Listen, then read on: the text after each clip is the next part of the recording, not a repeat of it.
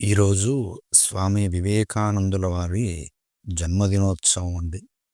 వారు సనాతన ధర్మం కోసం, భారతదేశం కోసం తమ యొక్క జీవితాంతము ఎనలేని కృషి చేసినారు.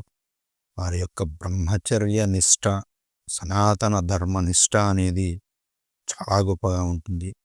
అమెరికాలో ఒక యువతి వచ్చి స్వామి వివేకానందుల వారిని, మీ ద్వారా గొప్ప కుమారుడికి తల్లి కావాలి అనుకుంటున్నాను అంటే, స్వామి వివేకానందుల వారంటారు, నా ద్వారా కనను ఎందుకు తల్లి, నేనే మీ కొడుకునవుతాను, మీరే నా తల్లి అవుతారు అన్నారట.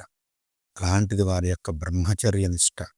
ప్రతి స్త్రీలో కూడా అమ్మను చూసేటువంటి తత్వం భారతీయులది అని నిరూపించినటువంటి మహనీయులు.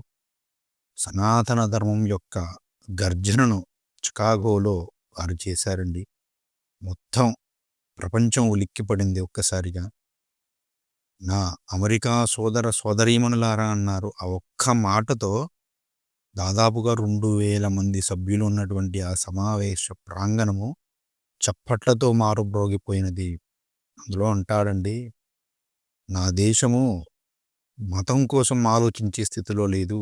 ఎందుకంటే సర్వమతాలకు కూడా మాతృస్థానంలో ఉన్నది నా ధర్మము అంటాడు.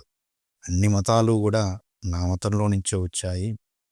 శివమహిమ్నా స్తోత్రంలో చెప్పినటువంటి స్తోత్రాన్ని ఉదహరిస్తూ, వంకరగా వెళ్ళినా చక్కగా వెళ్ళినా వాగు సముద్రాన్ని చేరినట్టు ఏ మార్గంలో వెళ్ళినా కూడా చివరికి చేరవలసినది నా ధర్మం చెప్పిన ఈశ్వరుణ్ణే. కాబట్టి నేను ఇక్కడ మతం గురించి చెప్పడానికి రావట్లేదు, ప్రజల గురించి చెప్పడానికి వచ్చినాను. ప్రజల గురించి ఆలోచించండి, ప్రజల కోసం సభలు చేయండి అన్నారండి మహాత్ముడు.